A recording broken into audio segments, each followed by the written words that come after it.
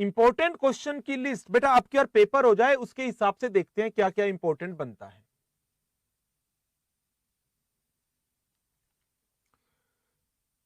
300 से 499 की सीरीज में कौन सा एक स्टैंडर्ड बचा हुआ था? 300 से 499 की सीरीज में एक स्टैंडर्ड बचा हुआ था, कौन सा? 402। तो अब मैं आपके साथ ऐसे 402 जिसका नाम था ऑडिट कॉन्सिडरेशंस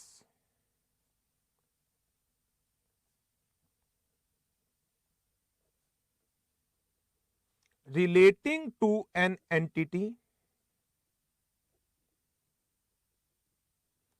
using service organization, ये और इसके corresponding SAE 3402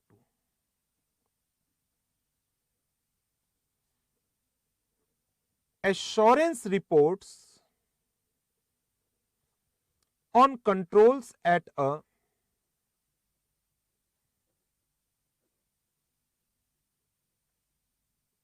service organisation.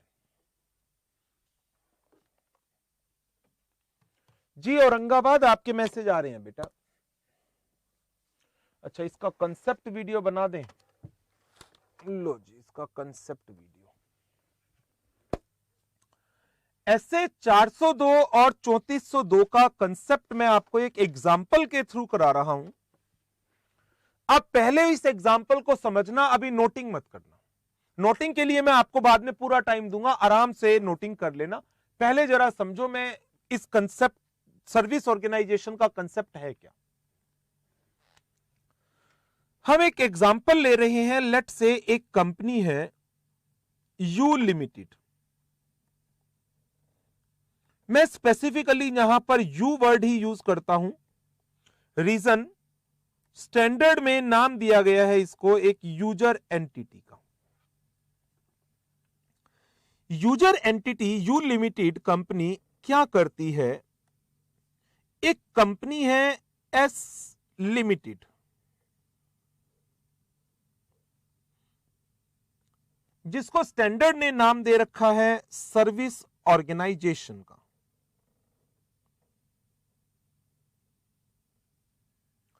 You limited इस सर्विस ऑर्गेनाइजेशन से कुछ सर्विसेज अवेल करती है।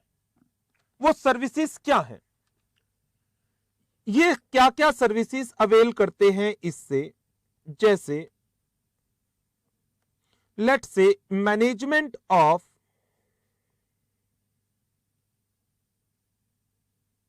Receivables, number 2 management of investments. No, अब जो ये मैनेजमेंट है रिसीवेबल की, इन्वेस्टमेंट्स की, ये सारा काम किससे करा रहे हैं? ये एस लिमिटेड से। इन्वेंट्री की भी दे देते हैं, ओके। इन्वेंट्री मैनेजमेंट का काम भी इन्होंने एस लिमिटेड को दे रखा है।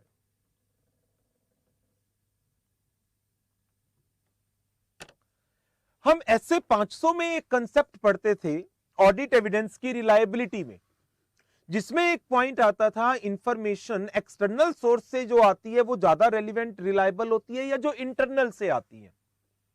इंटरनल एविडेंसेस ज्यादा रिलायबल होते हैं या एक्सटर्नल एविडेंसेस? मान लो इंटरनल कंट्रोल आपको नहीं बताया गया, एक्सटर्नल एविडेंसेस। यू लिमिटेड अपने डेटर को, इन्वेस्टमेंट को, इन्वेंट्री की सारी मैनेजमेंट इंक्लूडिंग लेजर, ये सारा काम इन्होंने किसको दे रखा है? एस लिमिटेड को दे रखा है। नाउ आप हैं यू लिमिटेड के auditor mister you, auditor of you limited.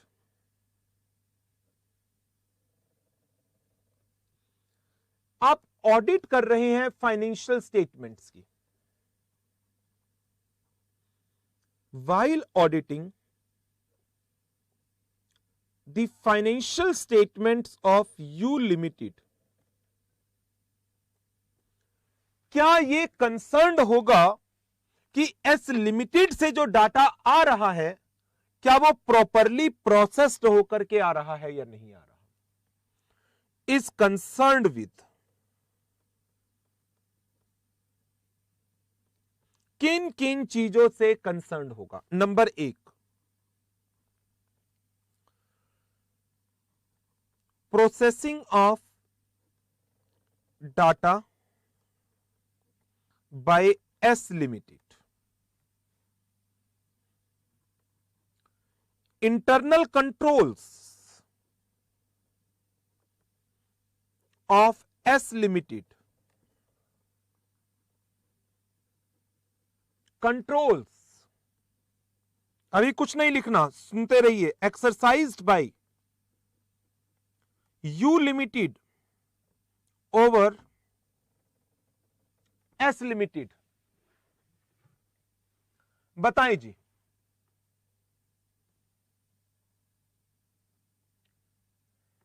क्या मिस्टर यू इन सारी चीजों से कंसर्न्ड है या नहीं है?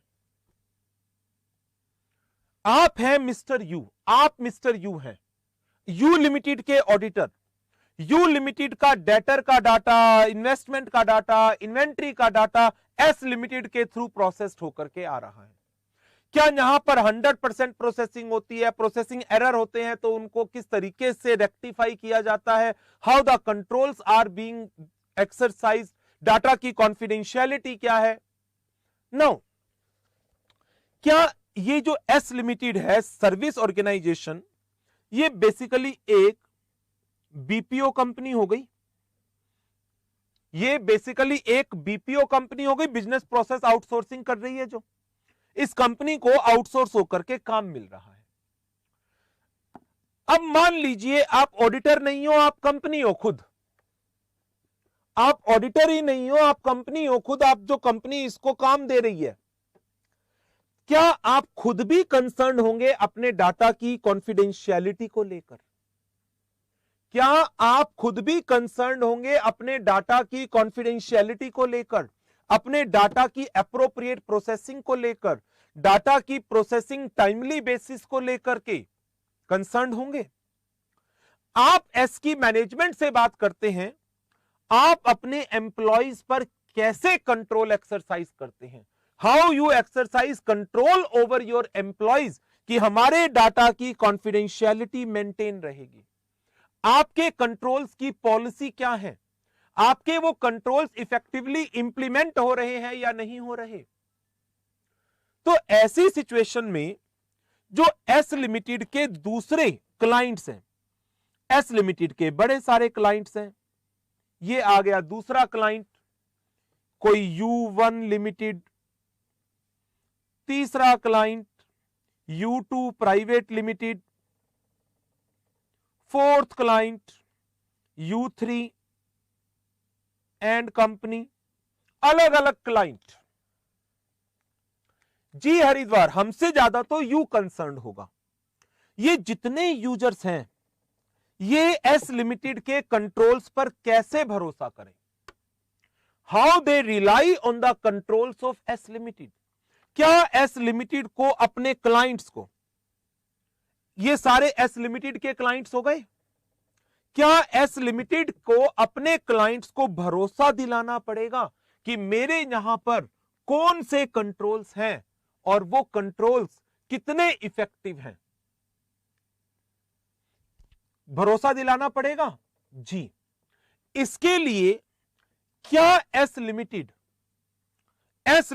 इसकी मैनेजमेंट ने क्या किया? मैनेजमेंट ने एक रिपोर्ट बनाई अपने यहां पर कंट्रोल्स की, अपने यहां पर जो ये कंट्रोल एक्सरसाइज करते हैं वो एक रिपोर्ट बनवा ली और रिपोर्ट बनाकर सारे यूजर को दी कि ये देखिए ये हमारे इंटरनल कंट्रोल हैं। जब आपका डाटा हमारे यहां आएगा तो इन इंटरनल कंट्रोल्स को ध्यान में रखा जाएगा और इसी के हिसाब से आपके डाटा की प्रोसेसिंग होगी। डाटा की कॉन्फिडेंशियलिटी, डाटा की डुप्लीकेशन, डाटा की रिडंडेंसी, डाटा में कोई एरर है, हर एक चीज पर हम प्रॉपर फोकस देते हैं।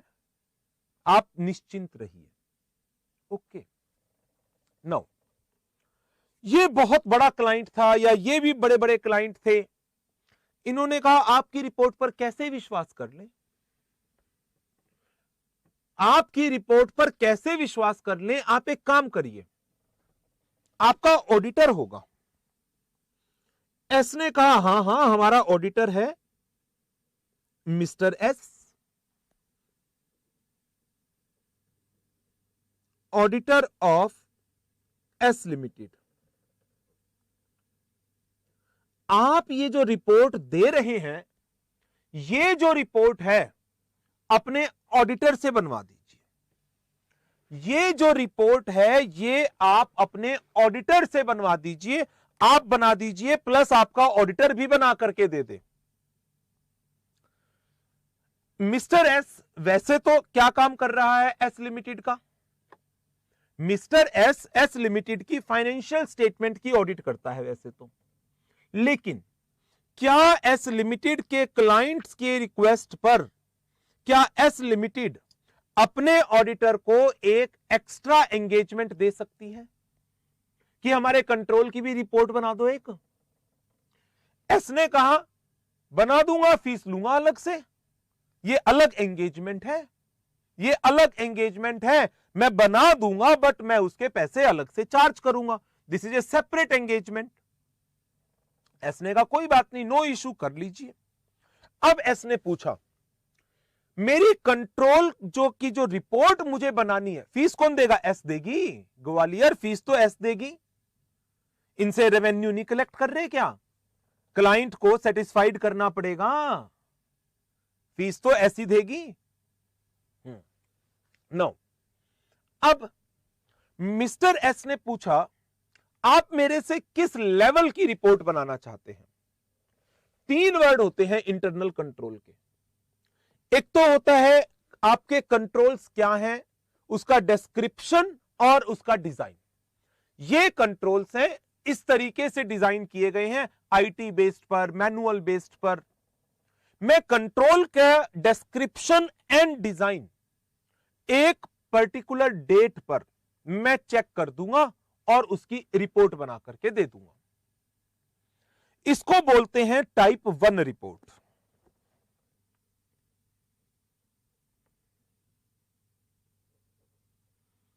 Type 1 report, that is report on description and design of controls at a service organization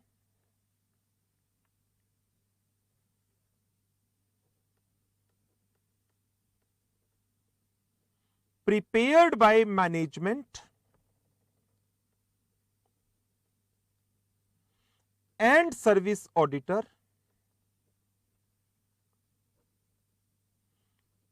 for a specified date. हां, एक सर्टिफिकेट की तरह से हो जाएगा अहमदाबाद। Type 1 report. अब ये रिपोर्ट बना दी गई, लेकिन इस रिपोर्ट से कुछ यूजर हो सकता है सेटिस्फाइड ना हो, कुछ यूजर हो सकता है इस रिपोर्ट से सेटिस्फाइड ना हो। क्यों? रिपोर्ट में आपने मुझे क्या बताया? डिस्क्रिप्शन दिया है आपने मुझे कंट्रोल्स का, किस तरीके से ये कंट्रोल्स डिजाइन किए गए हैं वो आपने बताए, और एक पर्टिकुलर डेट को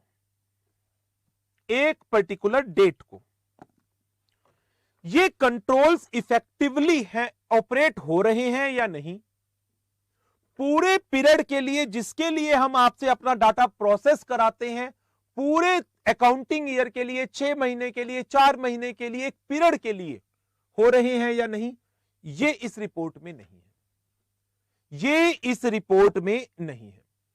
this is evaluation Gurugram, that is description and design. बस अब कुछ यूजर्स हैं जो कहने लग गए नहीं नहीं नहीं, आपकी रिपोर्ट में तो सिर्फ एक फॉर्मेलिटी पूरी हो रही है, आपके कंट्रोल्स का डिस्क्रिप्शन एंड डिजाइन है, whether they are operating effectively और नॉट उसके बारे में जिक्र किया ही नहीं गया। और ये तो एक पर्टिकुलर डेट की है, एक दिन कंट्रोल थोड़ी चाहिए, कंट्रोल तो पूरे थ्रू आउट द पीरियड होना चाहिए। So mean service organisation, service organisation के कंट्रोल्स। देन फिर सर्विस ऑर्गेनाइजेशन ने अपने ऑडिटर को क्या कहा, सर्विस ऑर्गेनाइजेशन ने अपने ऑडिटर को क्या कहा, रिपोर्ट थोड़ी डिटेल में बनानी पड़ेगी, रिपोर्ट थोड़ी डिटेल में बनानी पड़ेगी। ओके, ये रिपोर्ट भवानीपुर मैनेजमेंट भी बना सकती है, मैनेजमेंट बनाती है तो ये स्टैंडर्ड ही अप्लाई नहीं होगा।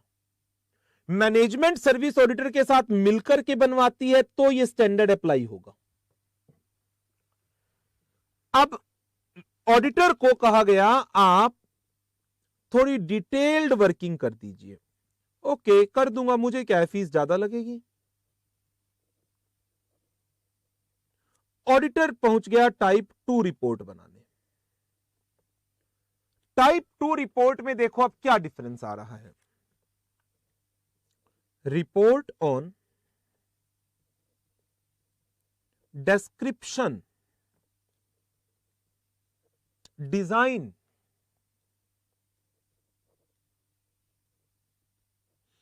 and operating effectiveness of controls at a service organization prepared by management and service auditor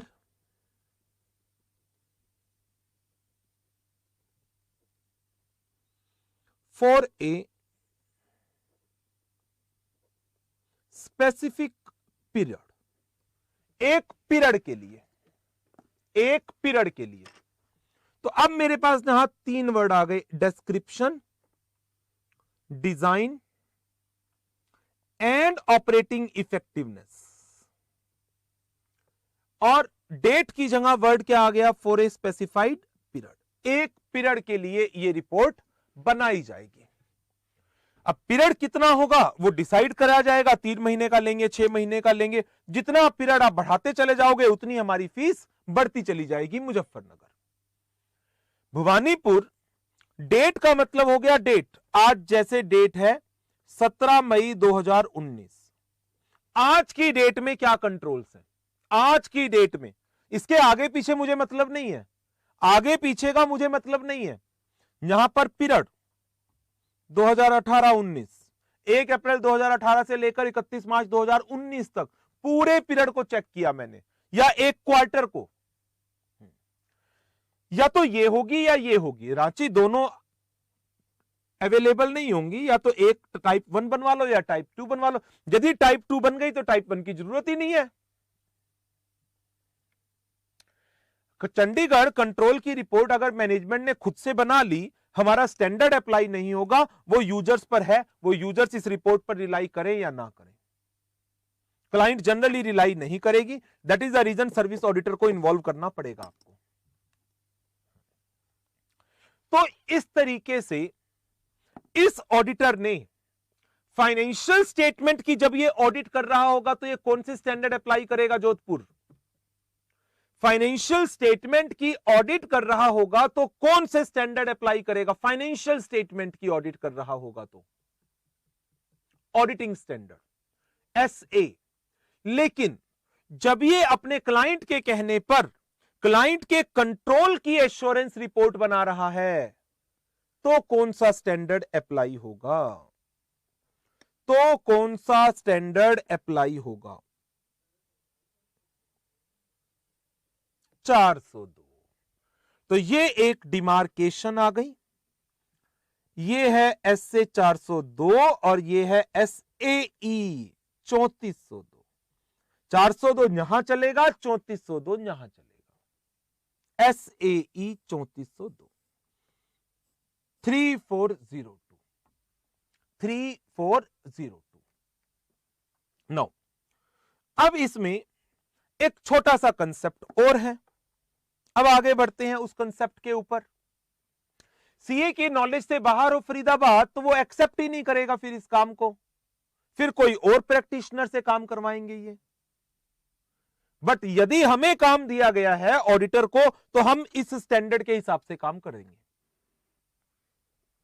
other भी बना सकते हैं बट ये स्टैंडर्ड अप्लाई नहीं होगा ना। हमने ये थोड़ी कहा है कि ऑडिटर ही करेगा ये काम को, हम तो ये कह रहे हैं ऑडिटर से कराओगे, सीए से कराओगे किसी, तो ये स्टैंडर्ड लगेगा। बाकी यदि आप किसी और से कराते हो तो वो हमें क्या मतलब है, we are concern as a chartered accountant only. बाकी आप किसी और से काम कराते हो, हमें क्या मतलब है, वो प्रोफेशनल देखेगा अपने स्टैंडर्ड। अच्छा, अब एक चीज और देखो, क्या कई बार ऐसा हो सकता है कि जो ये एस लिमिटेड है ये आगे आउटसोर्स कर दे कुछ काम को?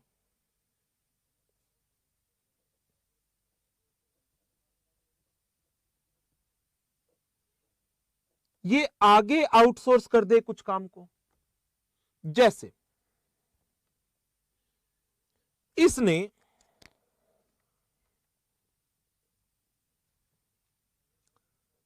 गवर्नमेंट इन्वेस्टमेंट्स की वर्किंग ये सारी की सारी आगे एसएस प्राइवेट लिमिटेड से मैनेज करा देती है। इन्वेंट्री मैनेजमेंट में आउटसाइड इंडिया की ट्रांजैक्शंस ये एसएस प्राइवेट लिमिटेड से मैनेज करा देती है। यदि ऐसा हो गया, मैं अपना डाटा दे रहा हूं आपको, आप ये डाटा दे रहे हैं आगे किसी और को, मैं कंसर्न्ड हूं, क्या इस ऑर्गेनाइजेशन के कंट्रोल से भी ये है सब सर्विस ऑर्गेनाइजेशन? क्या यूजर और इसका ऑडिटर, क्या यूजर और इसका ऑडिटर इस ऑर्गेनाइजेशन के रेफरेंस में भी वही एक सेटिस्फेक्शन चाहेंगे जो वो एस के रेफरेंस में चाह रहे थे? बताएं, क्या यू लिमिटेड और इसका ऑडिटर जो एस के रेफरेंस में सेटिस्फेक्शन चाह रहे थे, क्या वो एसएस प्राइवेट लिमिटेड के रेफरेंस में भी चाहेंगे? जी हां।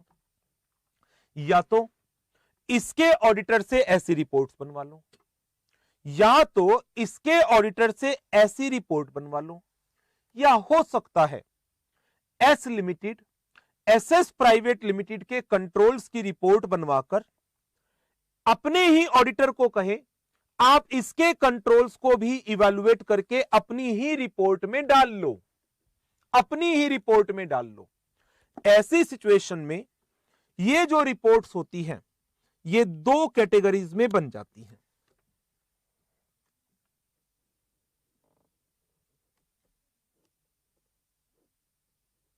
ये जो रिपोर्ट है ये दो कैटेगरीज में आ जाएंगी। ए, इंक्लूसिव मेथड, यदि सर्विस ऑडिटर के रिपोर्ट में सब सर्विस के कंट्रोल्स की भी वर्किंग की गई है, that is a inclusive report. Number 2, यदि सब सर्विस ऑडिटर की इन रिपोर्ट्स में सब सर्विस को इंक्लूड नहीं किया गया है, that is carve out method, curve out method. So in this manner हम इन रिपोर्ट्स को तैयार कराते हैं। तो ये जो रिपोर्ट्स है, type 1 report, type 2 report, inclusive method पर वर्किंग या फिर कार्व आउट मेथड पर वर्किंग, ये जितनी भी वर्किंग है, क्या ये फाइनेंशियल स्टेटमेंट की ऑडिट है? क्या ये फाइनेंशियल स्टेटमेंट की ऑडिट है? नहीं। This is based upon the examination evaluation of internal controls. तो कौन सा स्टैंडर्ड चलेगा? 3402 चलेगा, 3402 चलेगा। लेकिन जब मैं फाइनेंशियल स्टेटमेंट्स की ऑडिट कर रहा हूं, यूजर की फाइनेंशियल स्टेटमेंट्स की ऑडिट कर रहा हूं, तो मैं कंसर्न्ड हूं सर्विस एज वेल एज सब सर्विस के कंट्रोल्स पर। देन फिर मेरे को कौन सा स्टैंडर्ड कंप्लाई करना है? I am the auditor of you limited, मैं यू लिमिटेड का फाइनेंशियल स्टेटमेंट्स का ऑडिटर हूं, तो मैं SA 402 के हिसाब से काम करूंगा, SA 402 के हिसाब से। तो ये हमारा बेसिक कंसेप्ट है 402 का, 3402 का। अब इसके अंदर क्या क्या इंफॉर्मेशन लेनी है, आगे कैसी वर्किंग होगी, क्या क्राइटेरिया चलता है, वो सारा अब हम आगे डिस्कस करेंगे। अच्छा, जोधपुर आपने कहा टाइप 1 और टाइप 2 रिपोर्ट, एक बार और एक्सप्लेन कर दूं, सुनो जरा। यदि जैसे आपकी एक ऑडिट रिपोर्ट होती है और एक रिव्यू रिपोर्ट होती है, दोनों में क्या डिफरेंस है? ऑडिट रिपोर्ट डिटेल्ड वर्किंग पर होती है और रिव्यू रिपोर्ट लिमिटेड वर्किंग पर होती है। टाइप 1 और टाइप 2 रिपोर्ट में यही एक डिफरेंस है। टाइप 1 रिपोर्ट जो है हमारी, वो हमारी एक लिमिटेड वर्किंग पर बेस्ड है, that is report on description and designs of controls, लेकिन सिर्फ एक पर्टिकुलर डेट की। इस दिन मैं रिपोर्ट कर देता हूं कि ये कंट्रोल है, इस दिन, इसके आगे पीछे का मैं कोई गारंटी नहीं लेता, इसके आगे पीछे की मैं कोई गारंटी नहीं लेता। ऐसी रिपोर्ट्स पर जनरली जो यूजर्स होते हैं ना, वो रिलाई नहीं करते। फिर वो क्या कहते हैं, हमें तो एक पीरियड की डे रिपोर्ट दो, 6 महीने, 3 महीने, 1 साल, 9 महीने, 8 महीने। और जो ये कंट्रोल आप बोल रहे हैं, क्या ये कंट्रोल इफेक्टिवली ऑपरेट भी हो रहे हैं? ये कंट्रोल है, ऐसे डिजाइंड है, उससे बात थोड़ी बनेगी। उनकी इफेक्टिवनेस की भी रिपोर्टिंग करो आप हमें, then it is type 2 report. ये रिपोर्ट हो भी सकती है ऑर्गेनाइजेशन में, हो सकता है ये रिपोर्ट हो ही ना। जरूरी थोड़ी है कि सर्विस ऑर्गेनाइजेशन ऐसी रिपोर्ट बनाई दे। मान लो service organization all over world अपनी इंटीग्रिटी के लिए जानी जाती है, प्रोसेसिंग आउटसोर्सिंग करती है और उनकी मैनेजमेंट काफी इंटीग्रल है, तो क्या जो ये यूजर्स हैं, क्या ये फोर्स कर पाएंगे एस लिमिटेड को? क्या ये फोर्स कर पाएंगे एस लिमिटेड को कि ऐसी एक रिपोर्ट बना करके दो? नहीं। ऐसी सिचुएशन में तो ऑडिटर भी डिमांड नहीं करेगा, जब उसको ही पता है कि हाँ सर्विस के कंट्रोल वैसे ही स्ट्रांग है। सो टाइप 1 और टाइप 2 का जो बेसिक डिफरेंस है जोधपुर, वो क्या है कि ये रिपोर्ट सिर्फ डिस्क्रिप्शन एंड डिजाइन और एक पर्टिकुलर डेट पर वर्किंग की बात कर रही है। लेकिन जो हमारी टाइप 2 रिपोर्ट है, वो design effectiveness as well as operating effectiveness, description, design and effectiveness for a period की बात करते हैं, फॉर ए पीरियड की बात करते हैं। और ये जो दोनों ही रिपोर्ट है, टाइप 1 की, टाइप 2 की, ये बनाई जा सकती हैं किस बेसिस पर? आइदर इंक्लूसिव या कार्व आउट। अब ये क्या है इंक्लूसिव एंड कार्व आउट? ये क्या है? यदि सर्विस ऑर्गेनाइजेशन का ऑडिटर अपनी टाइप 1 रिपोर्ट में सब सर्विस के control and description and design को भी इंक्लूड करके चलेगा, यदि सर्विस ऑर्गेनाइजेशन का ऑडिटर अपनी टाइप 1 रिपोर्ट में सब सर्विस के कंट्रोल्स को भी इंक्लूड करके उस पर भी रिपोर्टिंग करेगा, तो ये टाइप 1 रिपोर्ट कौन से मेथड पर बनाई गई मानी जाएगी? बोलो। तो ये रिपोर्ट कौन से मेथड पर बनाई गई मानी जाएगी? इंक्लूसिव पर। लेकिन यदि टाइप 1 रिपोर्ट में सर्विस का ऑडिटर जब सर्व सर्विस के कंट्रोल की बात करने लगा, सब सर्विस ने कहा नहीं, हम अपने बारे में कोई जानकारी नहीं देंगे, हम अपने बारे में आपके ऑडिटर को कोई जानकारी नहीं देंगे, हम अपनी रिपोर्ट अलग से बनाकर दे देंगे टाइप 1 टाइप 2 की। तो सर्विस के ऑडिटर ने अपनी टाइप 1 की रिपोर्ट में, सर्विस के ऑडिटर ने अपनी टाइप 1 की रिपोर्ट में सब सर्विस के कंट्रोल्स को कवर नहीं किया। तो ये टाइप 1 रिपोर्ट इंक्लूसिव मेथड पर बनाई गई है या कार्व आउट पर बनाई गई है? ये रिपोर्ट बनाई गई है कार्व आउट मेथड के ऊपर, कार्व आउट पर। इसी तरह से टाइप 2 भी हो सकती है। टाइप 2 में आपने सब सर्विस के कंट्रोल को कवर अप किया है इंक्लूसिव, टाइप 2 में सब सर्विस के कंट्रोल कवर नहीं है, then it is carve out method.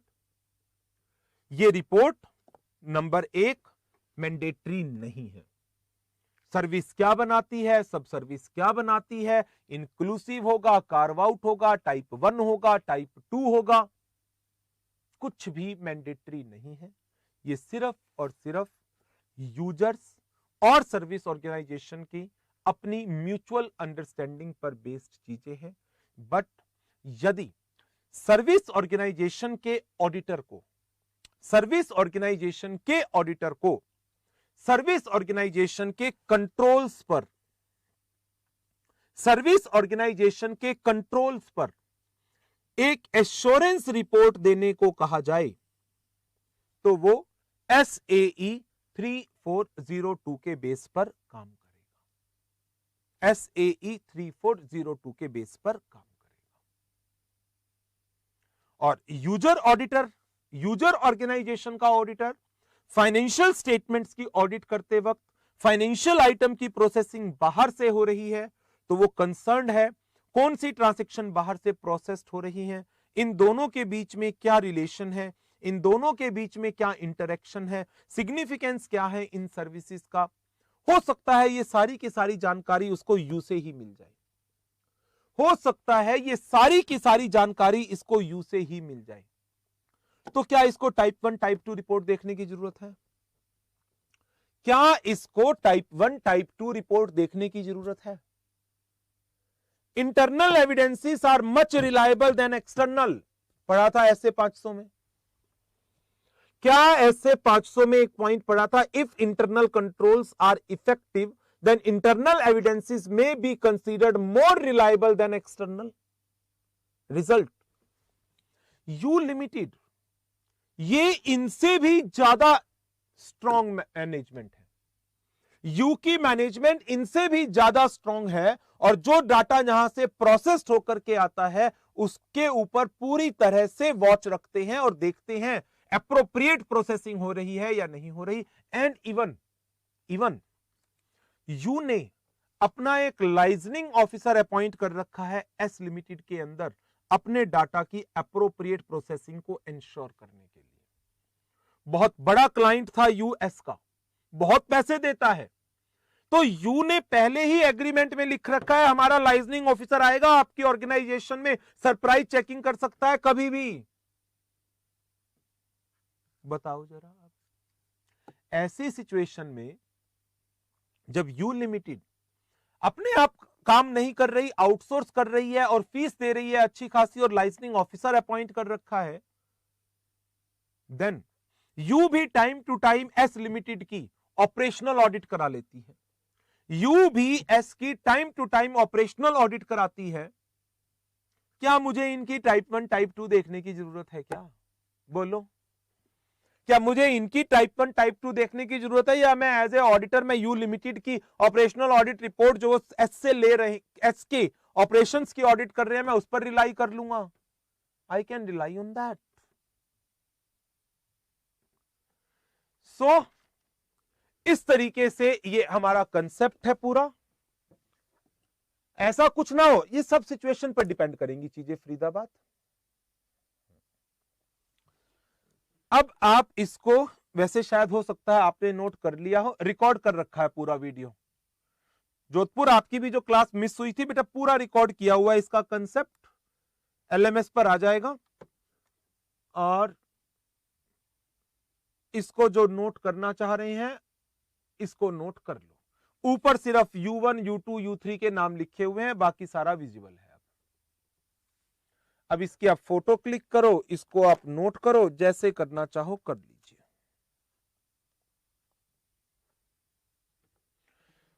हाँ, अब लिख लीजिए, मैं दे रहा हूं ब्रेक, और ब्रेक के बाद फिर इसके आगे के डिटेल्ड कंसेप्ट पढ़ेंगे।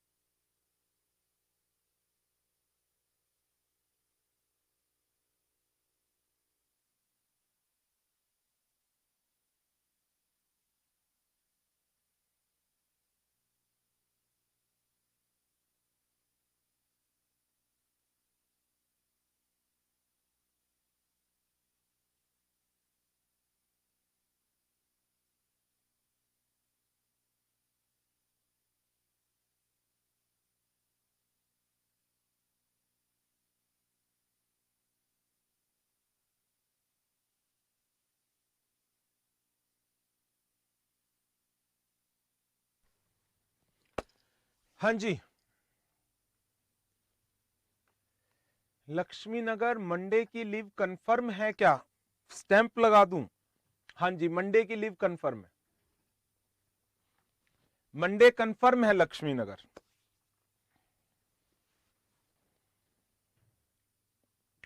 गवर्नमेंट इन्वेस्टमेंट के ऊपर क्या लिखा है? Outside India transactions.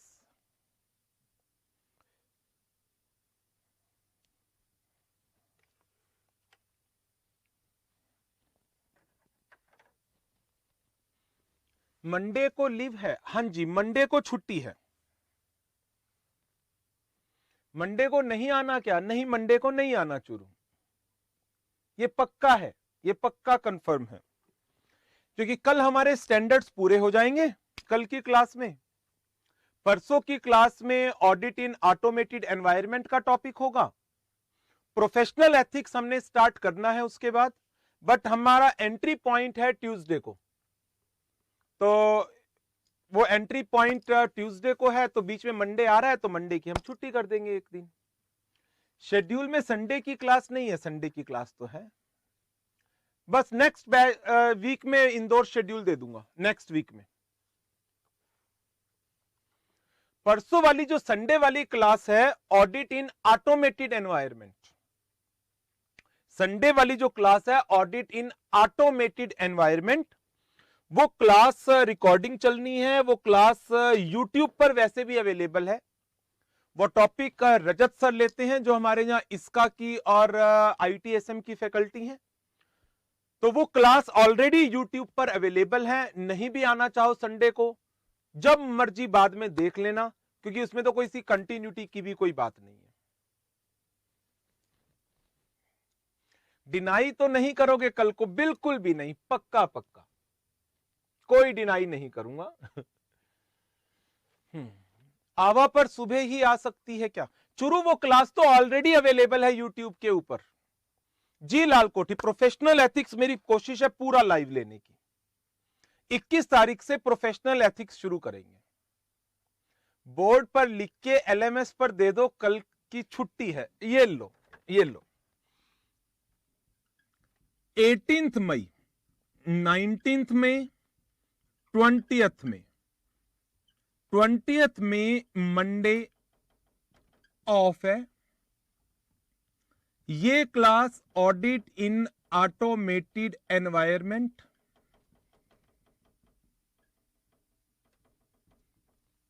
रजत सर की, ऑलरेडी अवेलेबल है यूट्यूब के ऊपर। कल आपकी एसआरएस की क्लास है, वो भी सिर्फ 2 घंटे की क्लास है, बस। एसआरएस की क्लास है, वो भी सिर्फ 2 घंटे की क्लास है। अब बताओ, देखो इस वीकेंड पे तो तुम्हें पूरी तरह से अगले वीक की स्टार्टिंग भी ऑफ कर दी। कल जो क्लास है एसआरएस की, ये क्लास कल रिकॉर्डिंग चलेगी, कल मेरी अवेलेबिलिटी नहीं है। अब 3 दिन की छुट्टी है, तो मैं भी घूमने जा रहा हूं 3 दिन के लिए। प्रोफेशनल एथिक्स हम पूरा लाइव लेंगे, प्रोफेशनल एथिक्स हम कोशिश करके पूरा का पूरा ही लाइव लेंगे। ऑडिट इन ऑटोमेटेड एनवायरनमेंट कितने आवर्स की क्लास है? ऑडिट इन ऑटोमेटेड एनवायरनमेंट 3 घंटे की क्लास है।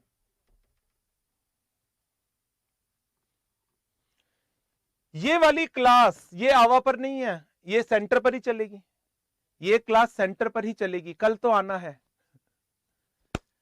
चैप्टर 4। अच्छा हाँ, एक और चीज, ऑटोमेटेड एनवायरनमेंट वाली क्लास सिर्फ और सिर्फ न्यू सिलेबस वालों के लिए है, ओल्ड सिलेबस वालों की वैसे ही छुट्टी हो गई।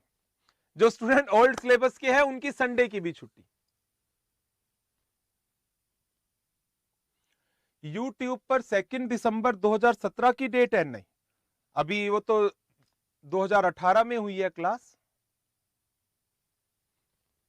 एक बार डेट पता करके बताना मुझे, ऑटोमेटेड एनवायरनमेंट की नवंबर बैच में ही तो हुई है 2018 में।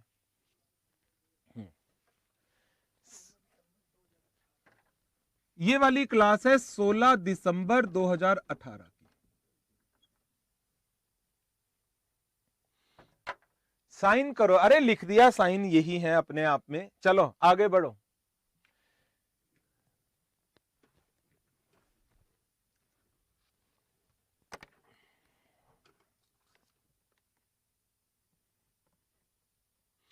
अब ऐसे 402 का जो इंपॉर्टेंट पॉइंट है वो मैं आपको नोट करा देता हूं along with the applicability difference.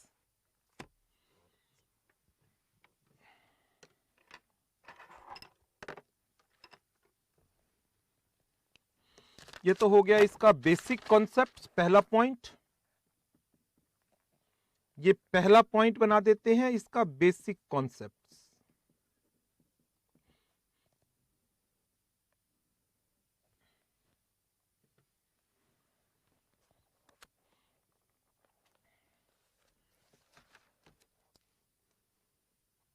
दूसरा point,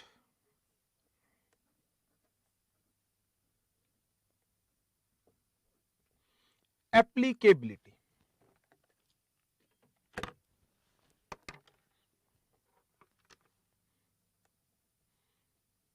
SA 402 applies when an auditor, जो बेसिकली कौन है, user auditor, user auditor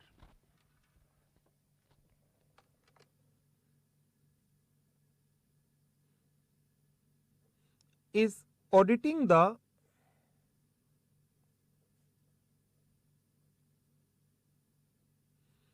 financial statements of an entity, और वो एंटिटी क्या है, user entity,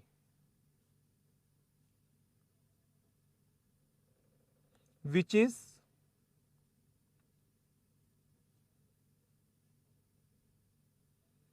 availing the services from a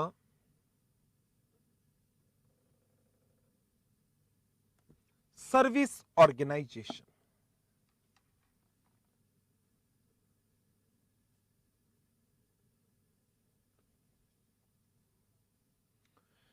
SAE 3402 applies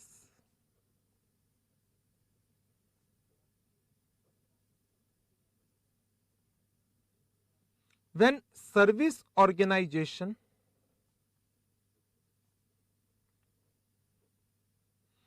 engages its auditor to issue an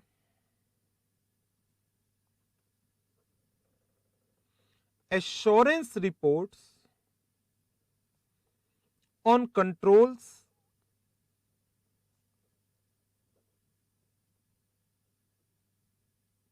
at service organization. Means यहां पर financial statements की examination है, यहां पर कंट्रोल्स की एग्जामिनेशन है। फाइनेंशियल स्टेटमेंट्स यूजर एंटिटी की है, कंट्रोल्स सर्विस ऑर्गेनाइजेशन की है। 402 यूजर ऑडिटर पर लगता है, 3402 सर्विस ऑर्गेनाइजेशन के ऑडिटर पर लगता है।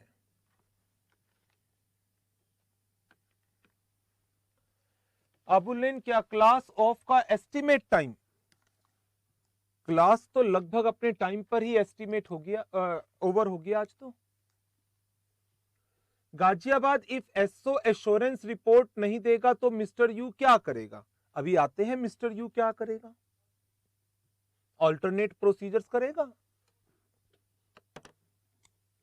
नंबर 3,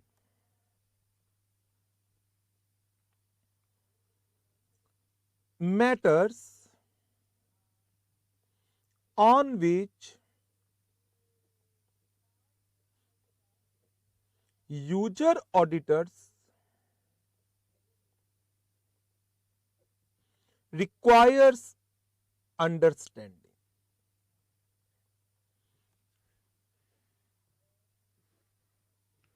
अबुलन बेटा क्लास हमारी 8:45 तक ही होगी।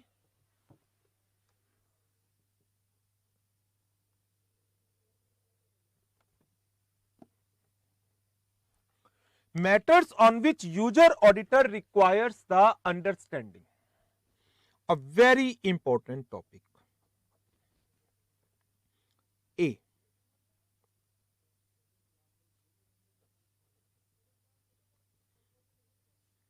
Nature of services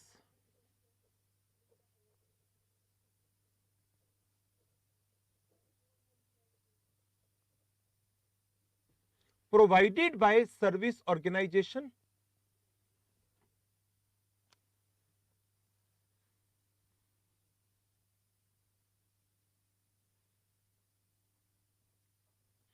B.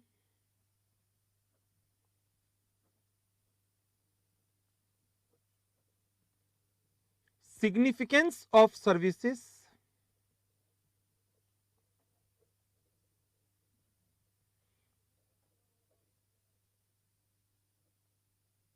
provided by service organization.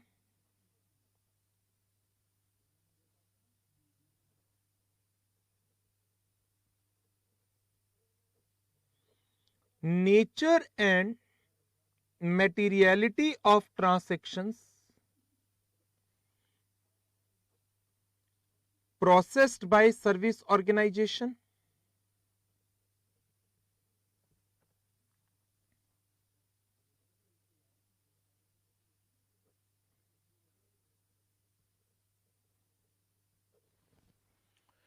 Nature of relationship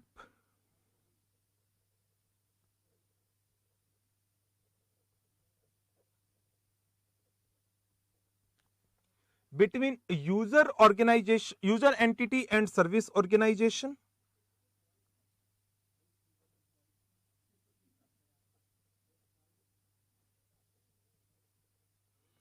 Degree of interaction between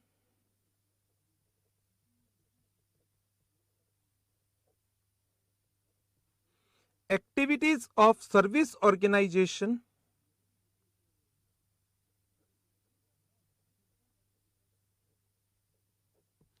and those of user entity.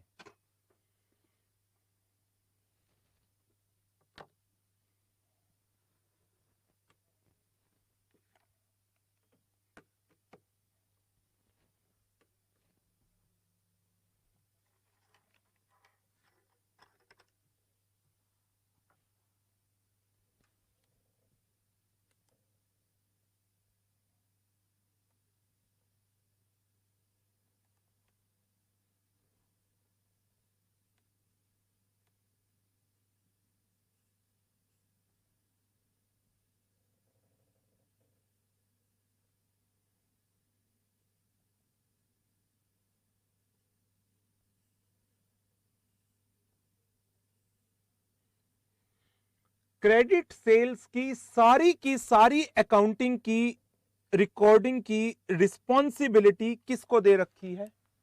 S को। कोई भी क्रेडिट सेल का ऑर्डर आता है, सर्विस ऑर्गेनाइजेशन उसका अप्रेजल करती है कि क्या क्रेडिट पर सामान बेचना चाहिए, नहीं बेचना चाहिए, क्रेडिट पीरियड कितना होना चाहिए, rate of interest credit period के बाद क्या होगा, क्या कोई गारंटी लेनी है, इस तरीके की अप्रेजल रिपोर्ट यू को दे दी जाती है और यू अप्रेजल रिपोर्ट के बेस पर फाइनल डिसीजन लेते हैं सेल का। फाइनल डिसीजन सेल का यू लेता है।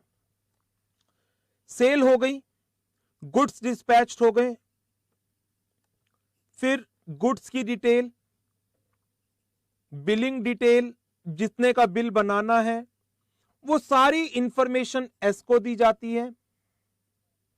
बिल जनरेशन का काम भी सारा का सारा एस संभालती है। बिल जनरेशन का काम भी सारा एस संभालती है। इसके बाद कलेक्शन की जिम्मेदारी भी एस की है और लेजर मैनेजमेंट भी सारा का सारा एस संभालती है। क्रेडिट सेल टोटल सेल का लगभग 70% है। क्रेडिट सेल टोटल सेल का लगभग 70% है। चुरू अप्रेजल रिपोर्ट, जो ये अप्रेजल किया इन्होंने, that is appraisal report. You के पास एस के 35% शेयर्स भी हैं।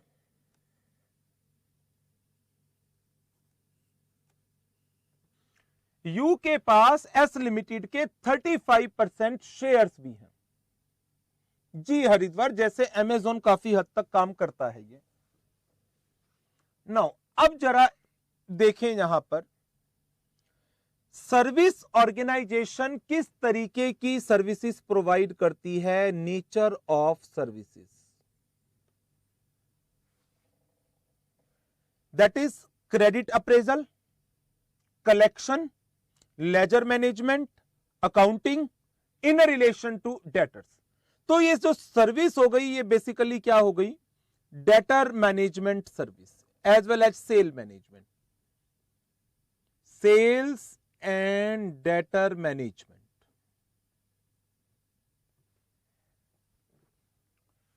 सिग्निफिकेंस ऑफ सर्विसेज, बताएं जरा क्या सिग्निफिकेंस है इस सर्विसेज की यू के लिए।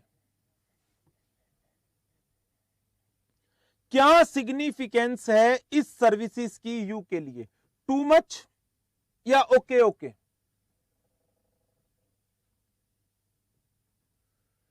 क्या ये सर्विसेज जो यू अवेल कर रहा है एस से, क्या इसके लिए ये सर्विसेज वेरी मच सिग्निफिकेंट है।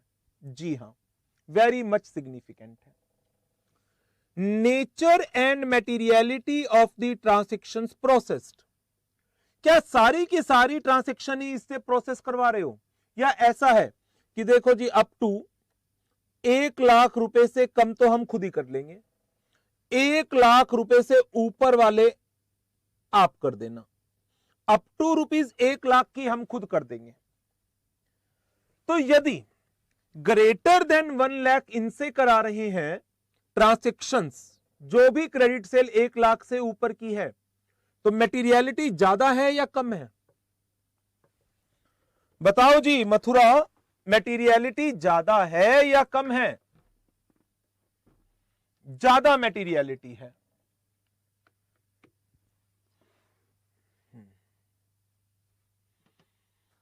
लेकिन यदि इसका रिवर्स कर दें तो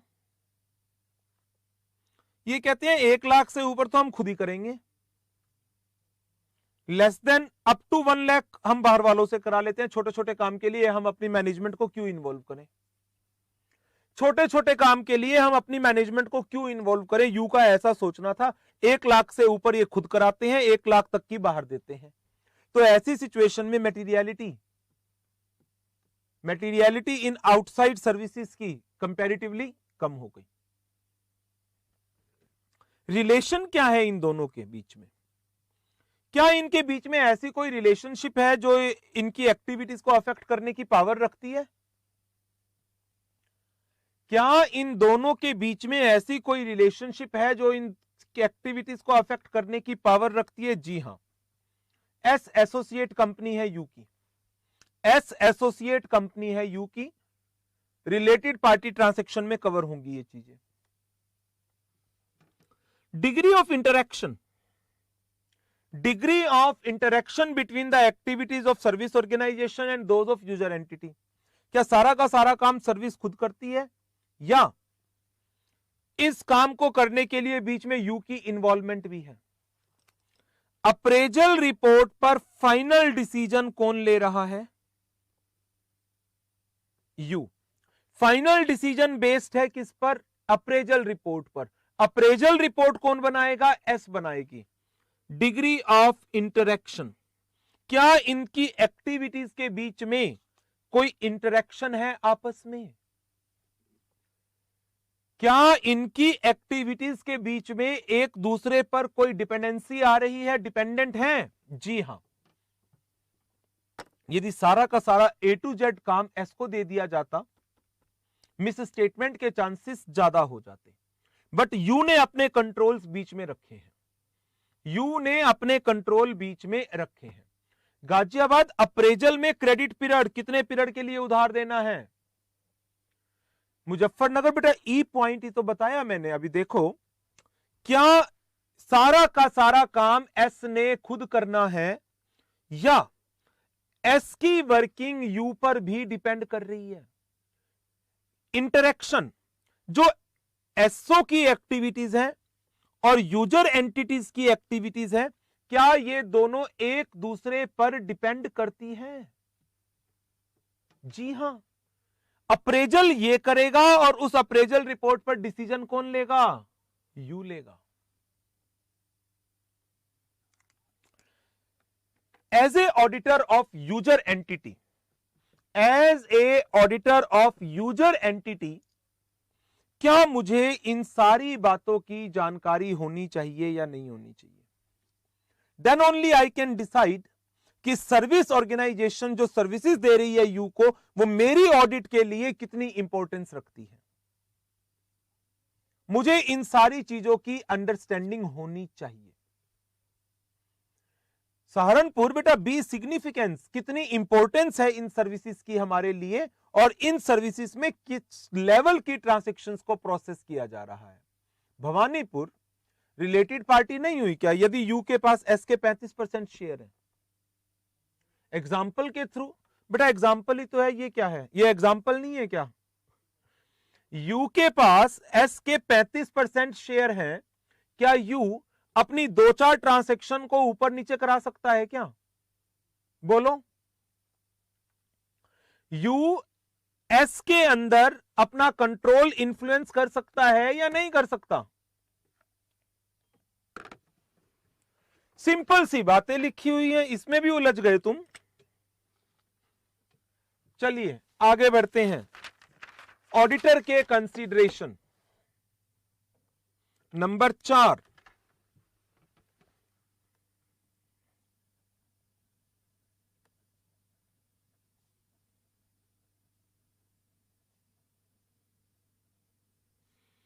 auditors considerations.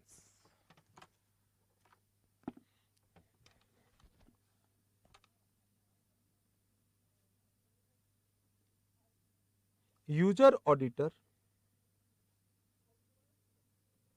shall evaluate the design and implementation of relevant controls exercised by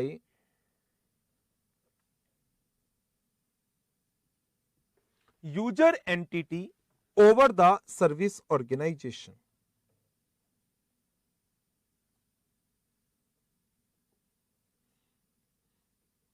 If user auditor is unable to obtain a sufficient understanding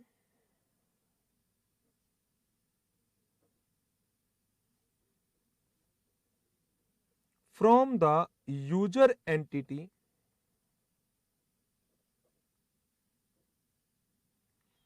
he may perform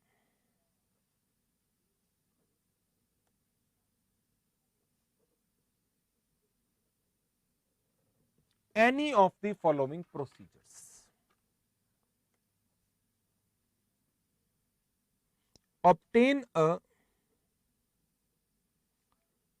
type 1 or type 2 report if available, यदि available है तो।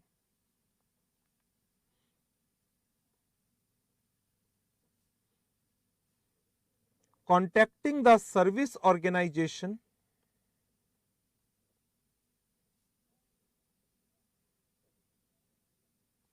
through the user entity,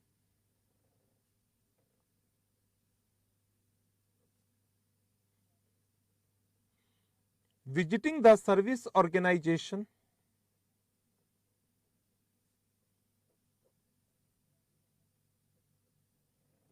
if permitted,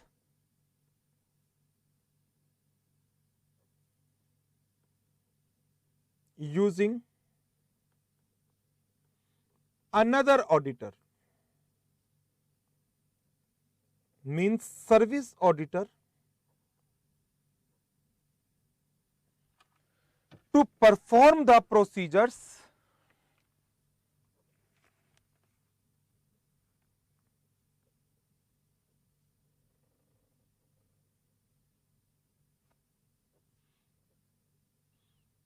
that are necessary to evaluate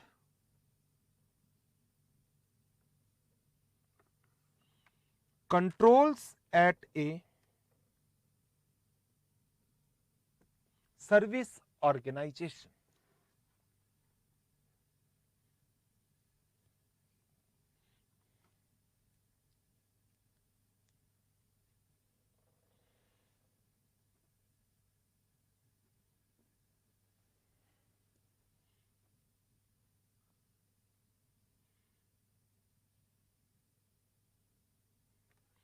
Ahmedabad बेटा इन सबकी detail मैंने 4-5 बार पहले भी बताई हुई है। ऐसे 600 कंसोलिडेटेड फाइनेंशियल स्टेटमेंट में कराऊंगा, 610 इंटरनल ऑडिट के चैप्टर में कराऊंगा, 700, 701, 705, 706 कंपनी ऑडिट में ऑडिट रिपोर्ट के चैप्टर में कराऊंगा। बार बार भूल क्यों जाते हो?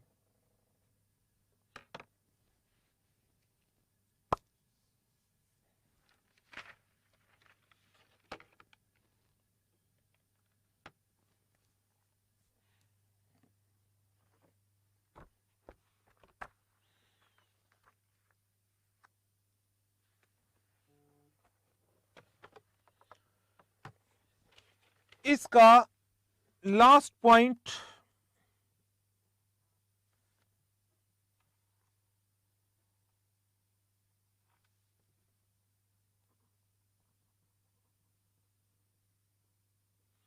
evaluation of information with respect to controls at a sub-service organization.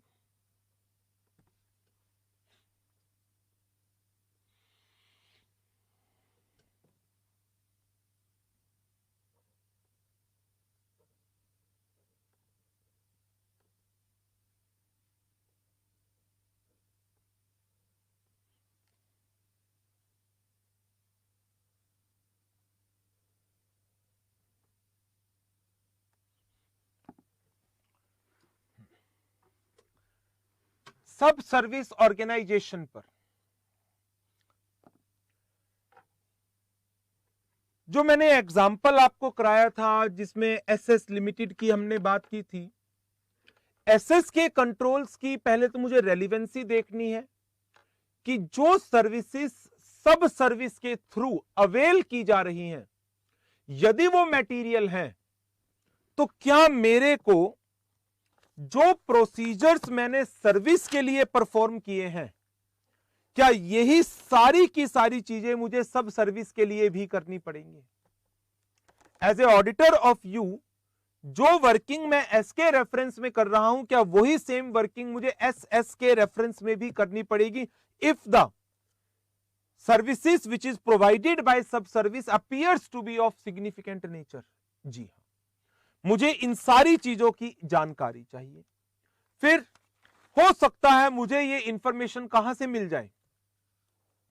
मुझे टाइप 1 या टाइप 2 रिपोर्ट में ये इंफॉर्मेशन मिल सकती है, तो बताओ कौन सी टाइप 1 टाइप 2 में मुझे सब सर्विस के बारे में जानकारी मिलेगी?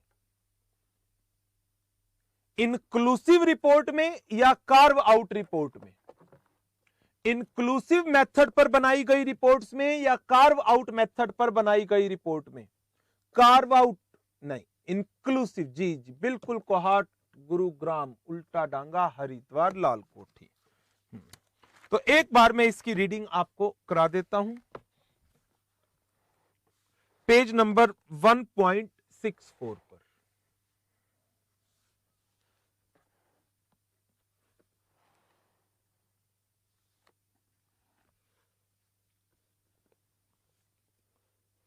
Information with respect to controls at a sub-service organization. If a service organization uses a sub-service, service auditor report may either include or exclude the sub-service organization controls, objectives and related control in service organization description and in the scope of service auditor engagement. तो service auditor के engagement की scope में सब service के controls को भी examination include भी हो सकती है, एक्सक्लूड भी हो सकती है। इन मेथड्स को इंक्लूसिव एंड कार्व आउट कहा जाता है। यदि टाइप 1 टाइप 2 रिपोर्ट एक्सक्लूड करती है controls at a sub service organization and services provided by the sub service organization are relevant to the audit of user entity financial statement, तो मुझे इस S A की सारी रिक्वायरमेंट्स को अप्लाई करना होगा in relation to sub service. And nature and extent of work to be performed by the user entity regarding the services provided by a sub-service organization depend upon nature and significance of the services which are provided by sub-service to the user entity. ये question एक बार exam में आया था मई 2015 में, question number 59। When a sub-service organization performs the services for a service organization, there are two alternative methods. The service organization determines which method will be used as a determine user auditor. अब कौन सी information obtain करेंगे? Information जो obtain करनी है वो यही है, चारों चीजें, पांचों चीजें, सब सर्विस के रेफरेंस में भी। ये जिस पे मैंने वेरी इंपॉर्टेंट लिखवाया है ना, ये है क्वेश्चन नंबर 57। मई 11, नवंबर 13, मई 18, एमटीपी अक्टूबर 18, आरटीपी नवंबर 18। यही क्वेश्चन रीड कर देता हूं। जी लिमिटेड एक मोबाइल फोन ऑपरेटिंग कंपनी है। मार्केटिंग फंक्शन को छोड़कर इसने आउटसोर्स कर रखे हैं entire operation, like maintenance of mobile infrastructure, customer billing, payroll, accounting, सब आउटसोर्स कर रखा है। Assist the auditor of G how he can obtain an understanding of how G Limited uses the services of outsourced agency in its operations। तो मुझे किन किन चीजों की अंडरस्टैंडिंग लेनी है? कंपनी चला ही कौन रहा है? उबर, ओला सिर्फ एक ऐप पर चलती हैं, बाकी सारा का सारा काम बाहर वाले संभालते हैं।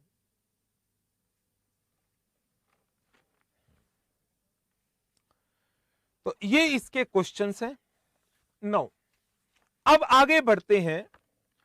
जो हमारा SAE 3402 है, अब इसमें क्या क्या कवर अप करना है आपको, वो मैं आपको मार्क करा रहा हूं।